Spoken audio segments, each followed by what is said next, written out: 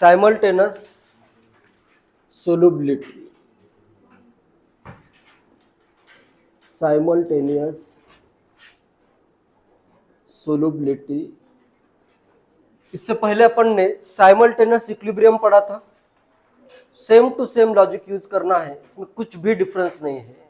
Simultaneous equilibrium है, बस यहाँ पे उधर कुछ मॉलिक्यूल्स थे, इधर आयंस रहेंगे, और इधर इक्विलिब्रियम कांस्टेंट की जगह क्या गिवन होगा, सोल्युबिलिटी प्रोडक्ट गिवन होगा।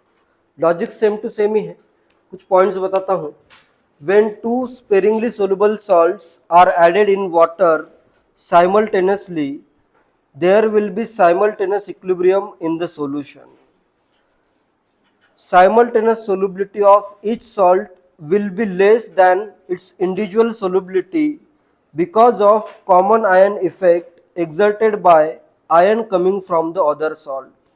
जैसे अगर simultaneous solubility में कोई आयन अगर दोनों में कॉमन आ रहा है, दो सॉल्ट में ऐड कर रहा हूं, कुछ अगर आयन कॉमन आता है तो उसका क्या होगा, कॉमन आयन इफेक्ट लगेगा। कॉमन आयन इफेक्ट से उसकी सोल्युबिलिटी क्या हो जाएगी, कम हो जाएगी। ठीक है, नॉर्मल जो वैल्यू आ रही है, सिंपली एक ही सॉल्ट अगर ऐड करते हो तो उसकी सोल्युबिलिटी की कुछ वैल्यू होगी जो कि तुम नॉर्मल फार्मूला से कैलकुलेट कर सकते हो। अगर मैं दो सॉल्ट ऐड कर रहा हूं तो उसमें क्या होगा, दोनों की सोल्युबिलिटी थोड़ी सी कम हो जाएगी। ठीक है, क्वेश्चन के फॉर्म में इसको समझते हैं। क्वेश्चन लिखो, calculate simultaneous solubility of silver thiocyanate, calculate simultaneous solubility of silver thiocyanate है, thiocyanate and silver bromide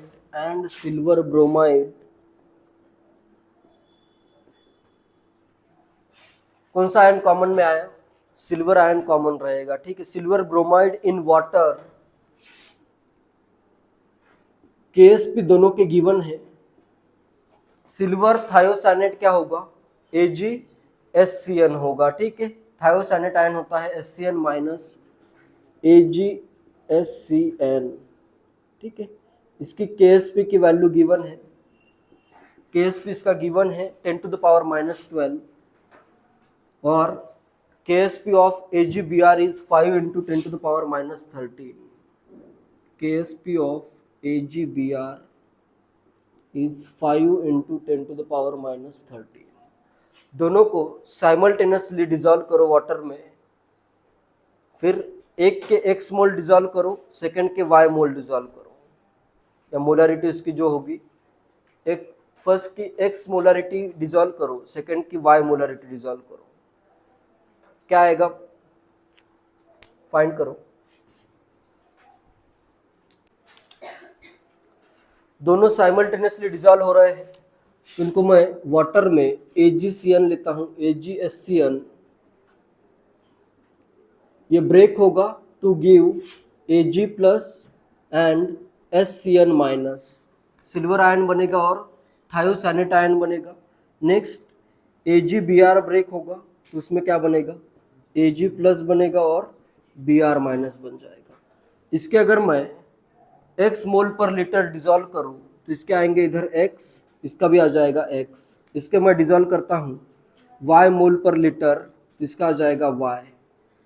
Ag का अमाउंट टोटल कितना आएगा सॉल्यूशन में, x प्लस वाई, इधर भी आ जाएगा ये x plus y. Solubility product of AgSCN कितना है, product concentration of thiocyanate into concentration of Ag plus x into x plus y की वैल्यू आएगी 10 to the power minus 12, and y into x plus y की value, इसका solubility product कितना है, 5 into 10 to the power minus 13। x by y is equal to 10 to the power minus 12 by 5 into 10 to the power minus 13, कितना आ जाएगा ये, 2 ही आएगा ना। x is equal to आ गया 2y, x is equal to 2y, यहाँ पे मैं put कर देता हूँ, x is equal to 2y x is equal to, या फिर इधर पुट करता हूँ, सेकंड में पुट कर देता हूँ, x is equal to 2y put कर देता हूँ, y into 3y is equal to 3y का square, x equal to 2y इधर पुट कर दिया, y into 2y plus y 3y, ये आ गया इतना, y square is equal to, इधर मैं लिखता हूँ इसको 50 into 10 to the power minus 14, ठीक है।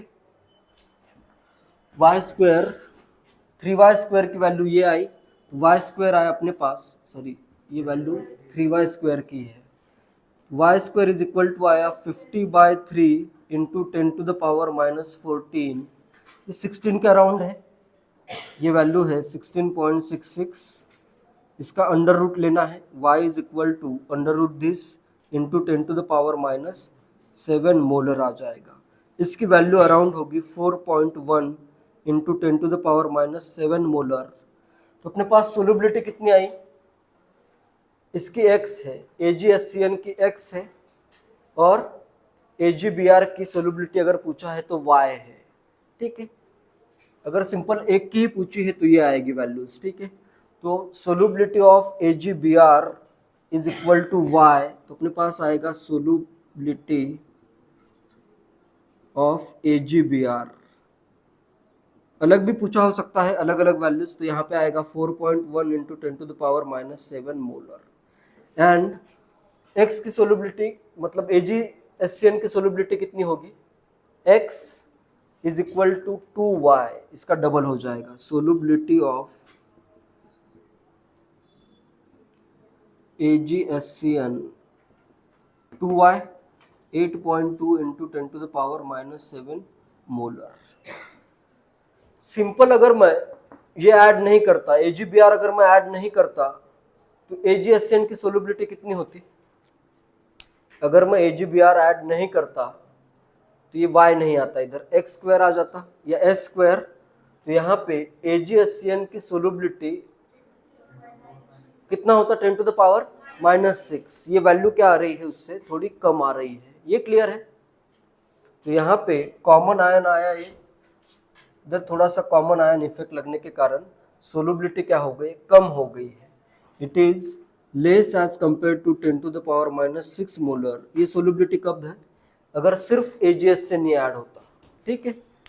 सिंपल अगर सोल्युबिलिटी होती इसकी अकेले की, इंडिविजुअल सोल्युबिलिटी कितनी आती, 10 to the power minus 6, mix करने के बाद ये वैल्यू थोड़ी सी कम आ रही है, ठीक है। Effect on solubility because of complex formation, effect on solubility because of complex formation. Complex अगर कहीं पे फॉर्म होता है तो उसमें सोल्युबिलिटी पे क्या चेंज आएगा, सोल्युबिलिटी कैसे इफेक्ट होगी या कैसे अफेक्ट होगी वो देखते हैं। अगर कहीं पे कुछ कॉम्प्लेक्स फॉर्म हो रहा है किसी रिएक्शन में, तो अपना ये जो आयंस इधर फॉर्म हो रहे थे वो कंज्यूम हो जाएंगे। कंज्यूम अगर होते हैं आयंस तो सोल्युबिलिटी बढ़ेगी या कम होगी। यहाँ पे जैसे कोई सॉल्ट है, उसका कुछ स्पेरिंगली सोल्युबल सॉल्ट है, इसका इधर कुछ आयन बना, वो आयन अगर कॉम्प्लेक्स फॉर्म कर रहा है मतलब कंज्यूम हो रहा है। आयन अगर कोई ना कोई कंज्यूम अगर हो गया तो रिएक्शन किस डायरेक्शन में मूव होगी, फॉरवर्ड डायरेक्शन में। इधर जो आयन फॉर्म हो रहा है जैसे AgCl है, AgCl है, ये ब्रेक हो रहा है Ag प्लस और Cl माइनस में। Ag प्लस अगर कॉम्प्लेक्स फॉर्म करता है या Ag प्लस में यहाँ से रिमूव कर दूँ तो क्या होगा, रिएक्शन किस डायरेक्शन में मूव होगी, फॉरवर्ड डायरेक्शन में। रिएक्शन फॉरवर्ड डायरेक्शन में मूव हो रही है, इसका मतलब क्या है, सोल्युबिलिटी इंक्रीज हो रही है, ठीक है। फॉरवर्ड डायरेक्शन में रिएक्शन जाना मतलब क्या है, सोल्युबिलिटी इंक्रीज होना। तो कॉम्प्लेक्स फॉर्मेशन से जनरली सोल्युबिलिटी इंक्रीज होती है, ठीक है। When ions of a salt form complex in the solution, then the concentration of that ion decreases, so the solubility at equilibrium is shifted forward and solubility increases. ठीक है। Reaction at equilibrium moves in forward direction, ठीक है। Question के form में इसको समझते हैं। Hint ये है Ag प्लस का कुछ रिएक्शन होगी, अमोनिया की कुछ रिएक्शन होगी, कुछ ये फॉर्म होगा, उसके लिए फॉर्मेशन कांस्टेंट ये गिवन है। एंड नेक्स्ट AgCl का Ksp की वैल्यू गिवन है, इनका यूज करो। प्रेसिपिटेशन बस नहीं होना चाहिए AgCl का, इस वे में रिएक्शन होगी कि AgCl का प्रेसिपिटेशन रुक जाए। तो यहाँ पे तुम्हें फाइंड करना है कि इसका क्या कंसंट्रेशन था। क्वेश्चन है what must be the concentration of aqueous ammonia which must be added to solution containing 4 into 10 to the power minus 3 molar Ag plus and 10 to the power minus 3 molar NaCl to prevent the precipitation of AgCl। क्या क्या values use करनी है। Under root 40/3 का 3 की value है 3.65। Ksp of AgCl given है 1.8 into 10 to the power minus 10 and the formation constant of AgNH3 twice plus is 10 to the power 6 10 to the power 8/6, ठीक है। तो इसमें सबसे पहले तो NaCl का कंसंट्रेशन क्या है, कंसंट्रेशन ऑफ NaCl या मेनली Cl माइनस का कंसंट्रेशन क्या है, 10 to the power minus 3 molar है। Ag प्लस का क्या कंसंट्रेशन होगा कि ये प्रेसिपिटेट हो जाएगा। Ag प्लस का क्या कंसंट्रेशन ये फाइंड करना है सबसे पहले। तो इसमें देखो Ag प्लस की रिएक्शन होगी, Ag प्लस प्लस कितने अमोनिया ऐड करने पड़ेंगे ये फॉर्म करने के लिए, 2, बस 2NH3 इसमें ऐड कर दो। तो ये क्या बन जाएगा, AgNH3 ट्वाइस और प्लस का प्लस चार्ज, ये फॉर्म होगा। इस रिएक्शन के लिए equilibrium constant, formation constant of this is 10 to the power 8/6 है, ठीक है। यहाँ तक क्लियर है। सबसे पहले मैं ये फाइंड करता हूँ कि Ag प्लस का क्या कॉन्सेंट्रेशन होगा जिसपे प्रेसिपिटेशन होगा। तो अपने पास Ksp इज इक्वल टू क्या आएगा, Ksp is equal to concentration of Ag plus into concentration of Cl minus. Cl minus का तो फिक्स है, इतना ही होगा, ये तो क्लियर है। तो Ag प्लस का कितना होगा, ये है 1.8 into 10 to the power minus 10। Cl minus का कंसंट्रेशन कितना है, 10 to the power minus 3 है। तो Ag प्लस का कंसंट्रेशन क्या आएगा जहाँ पे प्रेसिपिटेशन हो रहा है, concentration of Ag plus is equal to 1.8 into 10 to the power minus 7 मोलर। इससे ज़्यादा अगर कंसंट्रेशन होगा Ag प्लस का तो क्या होगा, प्रेसिपिटेशन हो जाएगा। ये क्लियर है। तो तुम्हें फाइनली Ag प्लस का कंसंट्रेशन क्या करना है, इतना करना है, ये क्लियर है। इनिशियली कितना है, Ag प्लस का इनिशियल कंसंट्रेशन है 4 into 10 to the power minus 3। तो मैं यहाँ पे इनिशियल कंसंट्रेशन लिखता हूँ, initial 4 into 10 to the power minus 3 है। अमोनिया का फाइंड करना है, what must be the concentration of aqueous ammonia which must be added। इसमें मैं क्या कर रहा हूँ, अभी अमोनिया ऐड कर रहा हूँ, इसका मैं इनिशियल कंसंट्रेशन लेता हूँ x, ठीक है। वही फाइंड करना है जो कंसंट्रेशन अमोनिया का ऐड हुआ है उसको मैं लेता हूँ x, ये क्लियर है। नेक्स्ट इसमें अभी इन दोनों की रिएक्शन होगी और क्या फॉर्म होगा, ये फॉर्म होगा। फाइनल कंसंट्रेशन भी पता है, Ag प्लस का फाइनल कंसंट्रेशन कितना करना है, इतना, इतना अगर कंसंट्रेशन है तो प्रेसिपिटेशन नहीं होगा। तो मैं इसका रिएक्शन करता हूँ और फाइनल कितना कर देता हूँ, फाइनल कंसंट्रेशन करता हूँ, चाहे तो इधर नीचे कर देता हूँ। Final concentration of Ag plus होना चाहिए 1.8 into 10 to the power minus 7। Clear है ये। इसका मतलब क्या है, यहाँ से यहाँ तक कंसंट्रेशन गया, मतलब क्या हुआ, ये कंप्लीटली रिएक्ट हुआ है। इसमें से ये सब्ट्रैक्ट करोगे, ये सब्ट्रैक्ट करने की ज़रूरत है क्या, बहुत स्मॉल वैल्यू है ये। तो यहाँ पे जो रिएक्ट हुआ है वो कितना है, रिएक्ट इसमें से कितना हुआ है, nearly 4 into 10 to the power minus 3 react हो गया। क्लियर है। इसका कितना रिएक्ट होगा, एक के लिए 2, कितना आएगा इधर, कितना रिएक्ट होगा इसका, 8 into 10 to the power minus 3 react हो गया। बचा कितना, x minus 8 into 10 to the power minus 3 ये बच गया। इसका फॉर्म कितना होगा, 1 से फॉर्म हो रहा है 1, इतना अगर रिएक्ट हुआ तो फॉर्म कितना होगा, इतना ही फॉर्म होगा 4 इंटू, इसका फाइनली आएगा 4 इंटू 10 टू द पावर -3। इसका कंसंट्रेशन पता है, इसका भी पता है, इसका भी पता है। K formation is equal to concentration of this का power 1 divided by concentration of ammonia का पावर कितना आएगा, 2 आएगा, और into concentration of Ag plus का पावर 1। तो अपने पास के फॉर्मेशन है, K formation is equal to concentration of AgNH3 twice plus का power 1 divided by concentration of NH3 का पावर 2 इंटू Ag प्लस का कंसंट्रेशन। ये क्लियर है। नेक्स्ट क्या करना है, बस वैल्यू पुट करनी है, x की वैल्यू आ जाएगी, x यही तो फाइंड करना है कि इनिशियल कंसंट्रेशन कितना था। वैल्यूज पुट करता हूँ, ये आएगा KF 10 टू द पावर 8/6, या फिर NH3 का कंसंट्रेशन फाइंड करना है, इसको इधर लेके जाता हूँ, KF को नीचे डिवाइड कर देता हूँ, ठीक है, जिससे और भी क्वेश्चन इजी हो जाएगा। कंसंट्रेशन ऑफ, ये फाइनल है, ये क्या है अपने पास, ये वैल्यू जो आएगी ये आएगा कंसंट्रेशन ऑफ NH3 जो फाइनल वैल्यू है।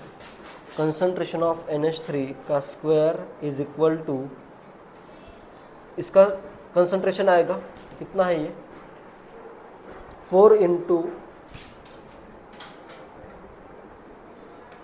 ये है कंसंट्रेशन ऑफ NH3 जो फाइनल वैल्यू है। ये वैल्यू कितनी है, 4 into 10 to the power -3 divided by concentration of Ag plus कितना है 1.8 into 10 to the power -7। KF कितना है इधर, इंटू क्या आएगा, KF कितना है 10 टू द पावर 8 और इधर आ जाएगा 6। तो ये वैल्यू कितनी आ रही है, इज इक्वल टू, ये इधर आएगा 10 बचा इधर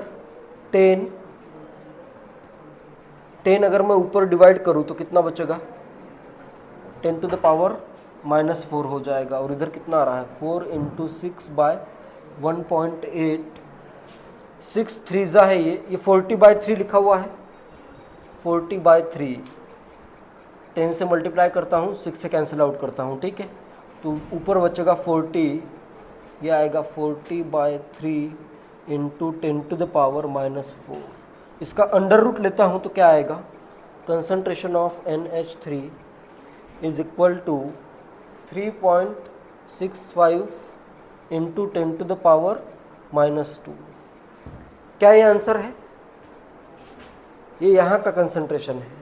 अपने को फाइंड करना था इनिशियल कंसंट्रेशन, क्या ऐड किया है, ये ऐड किया हुआ कंसंट्रेशन है, और ये इसका फाइनल कंसंट्रेशन। तो यहाँ पे इक्विलिब्रियम पे तो कंसंट्रेशन पुट होगा, तो यहाँ पे क्या है x माइनस, ये जो वैल्यू है ये है x minus is equal to है x minus 8 into 10 to the power -3। इसको इधर प्लस करता हूँ, x की वैल्यू आएगी 0.8 into 10 to the power -2 plus 3.65 into 10 to the power -2 is equal to 4.45 into 10 to the power -2। ये आंसर है। Clear है। तो ये लॉजिक का कभी भी यूज़ करो, इनिशियल अगर पता हो और फाइनली बहुत अगर कम आ रहा है, इसका मतलब क्या है, उसका पूरा कंसंट्रेशन रिएक्ट कर दो। इस लॉजिक का यूज़ बहुत सारे क्वेश्चन में हुआ है, तो ये बिल्कुल याद रखो।